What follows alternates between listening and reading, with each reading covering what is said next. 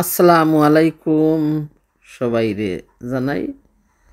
আর আমার প্রিয় সোনা মুখহল, আমার আপনজন হল, সবাইরে অসংখ্য ধন্যবাদ যারা রঙ্গিলারে এত ভালোবাসার সাপোর্ট দিলে, এত সহযোগিতা করায়।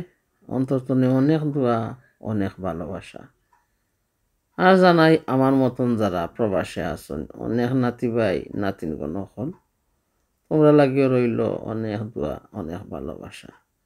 আমি রঙ্গিলা, সবাই কেমন আছেন? আল্লাহর রহমতে আমি এখন একটু সুস্থই আছি। তো আজকের ভিডিওটা হইল, পাশে থাকলে দেখবা আমরা দেশের গুরুস্থানগুলা কিভাবে মাঝে মধ্যে পরিষ্কার করাই। তো এগুলা আজকে আমার কাজ। তো আমি সিলেটনে রওনা দিলাম, যাইতে আমার আধা ঘন্টা 40 মিনিট লাগিয়া যাইব আমার বাবার বাড়িতে। তখন আমি রওনার পথে তারপরে পাশে থাকলে দেখতে পারবা কি কাজগুলা আমি করিয়ে নিছি। তো এগুলা আসলে আমাদের করা উচিত। তো আমরা প্রবাসে থাকলেও একটু মনোযোগ দিয়ে খেয়াল রাখা দরকার। 2 দিন পরে আমরাও চলিয়া যাইব এই দুনিয়া ছেড়ে। সেই মাটির মানুষ আমরা, মাটিতেই আমাদের বসবাস হবে। আসলে খারাপ আলাপাও আমার সোনালি ফসল, সোনালি মাঠ, সবুজে ঘেরা শ্যামল সেই পৃথিবী, সেই আমার বাংলাদেশ, আমার সোনার বাংলা। আমি তোমায় কত ভালোবাসি। আসলে কেমনে বলি, I was born in Bangladesh, now I was England. Bangladesh তো আমার জন্মভূমি, কেমন করে বলবো? তো আমার মতন যারা আছে, আমি অবশ্য হইব, কেউ বলবে না সেই আমার দেশ। যতই করি আমরা দালান বিল্ডিং, কিন্তু সেই সবুজে ঘেরা শাশিবাইয়ের চাষ করা, জেলেবাইয়ের মাছ ধরা, নদীর পথে যাতায়াত ভ্রমণ। তো আজকে আমি সিলেটনে রওনা দিলাম, অনেক টাইম লাগবো। পাশে থাকবা আপনারা আর দেখতে থাকবা পরবর্তীতে আমি গুরুস্থানের কি কাজগুলা করাইছি। আর আজকে ছিল শবে বরাত, তো খবরগুলাও একটু জিয়ারত করাইছে। তো শবে বরাত মানে যে আমরা খালি খবরগুলা জিয়ারত করাইমু, এইটা কোনো হদিসতেই আসে না। খবরগুলা তুমি ডেইলি জিয়ারত করতে পারবে।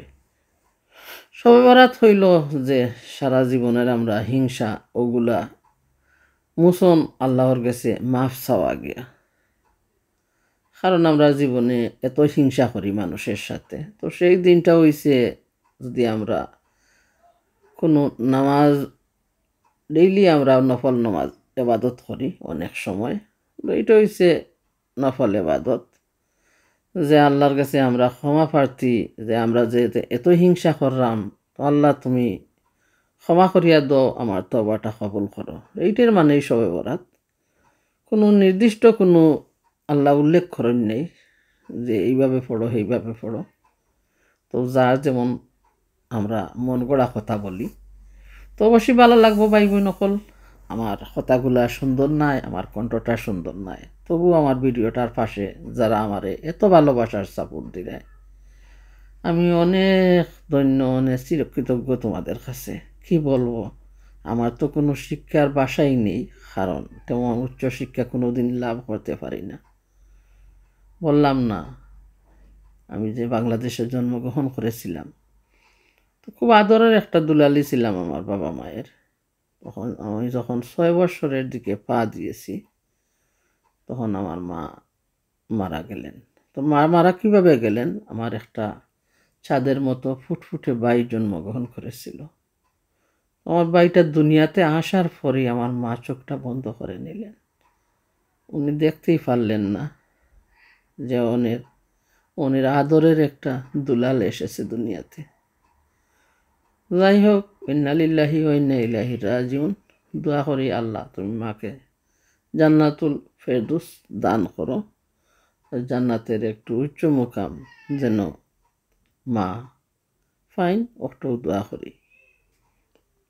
বাইটাও ছাদের মতো ফুটফুটে 9 মাস থেকে সেও মারা গেল। ইন্না লিল্লাহি ওয়া ইন্না ইলাইহি রাজিউন। অনেক বুক পড়া বেদনা নিয়ে শুধুই বেঁচে গেলাম আমি।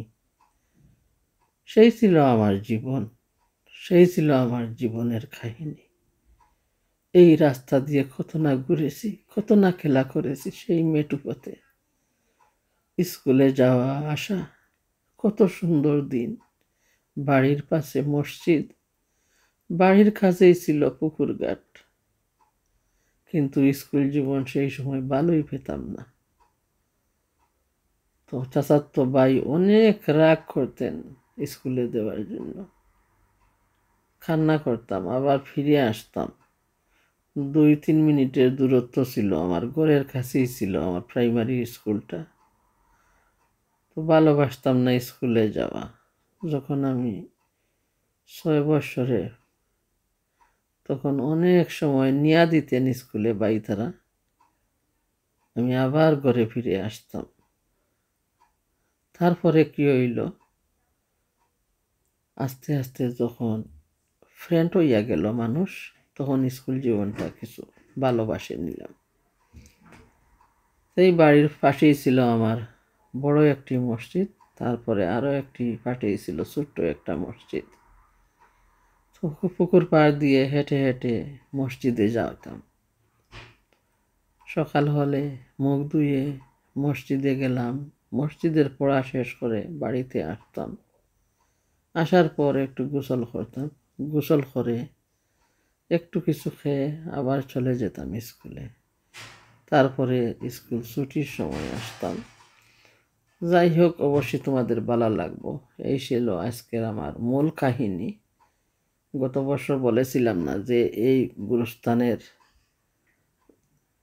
বাবা মা চাচা চাচি চাচাতো ভাই যারা আমার লালন পালন করলো, 2জন ভাই ছিলেন, ওরা মারা গেলেন। ইন্না লিল্লাহি ওয়া ইন্না ইলাইহি রাজিউন।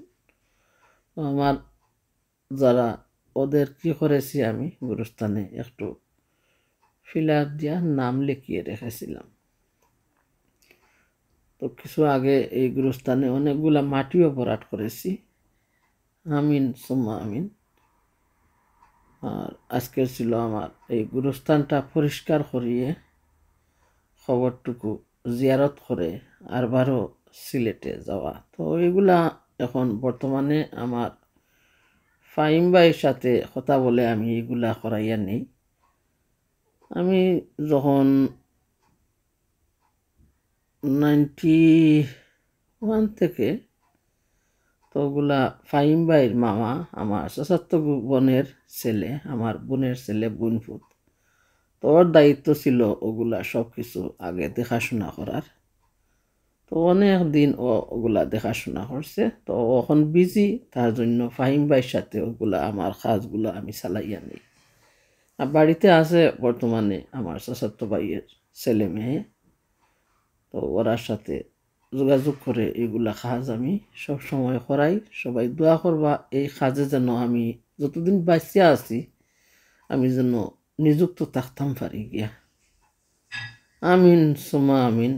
আল্লাহ কবুল করার মালিক তুমি। তো চিরনিদ্রায় শুয়ে আছেন এখানে আমার বাবা মা চাচা চাচি, আমার ছোট্ট ফুটফুটে ভাই, আমার চাচাতো ভাই, আমার ভাইয়ের মেয়ে,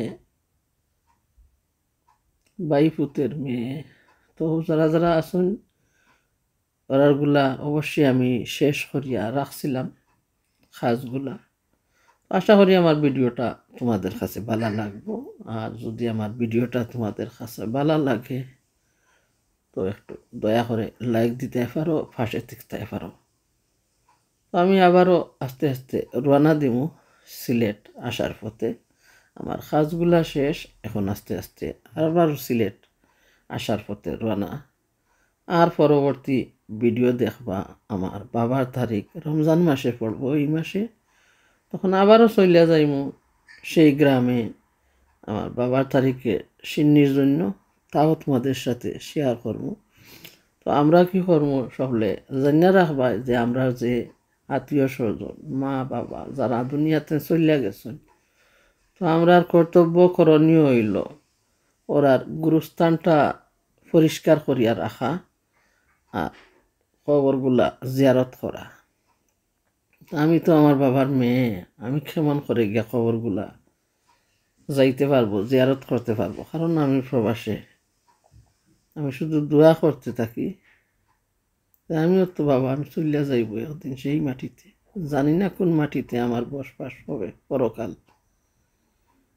তো আল্লাহ যেন সবাইরে জান্নাতুল ফেরদৌসের উচ্চ একটা মুকাম দেন, আর জীবনের তামাম গুনাহ খাতা ক্ষমা করিয়া আল্লাহ যেন মোচন করিয়া দেন। আমিন সুম্মা আমিন।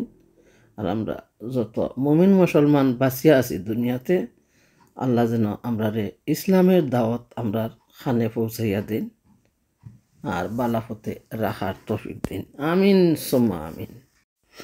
অমন ঘুমায় না রে, নাম জপ আল্লাহর, একদিন ঘুমাইবারে মন হয় বড় মাজার। অমন ঘুমায় না রে, অমন ঘুমায় না রে, নাম জপ আল্লাহর, একদিন ঘুমাইবারে মন হয় বড় মাজার।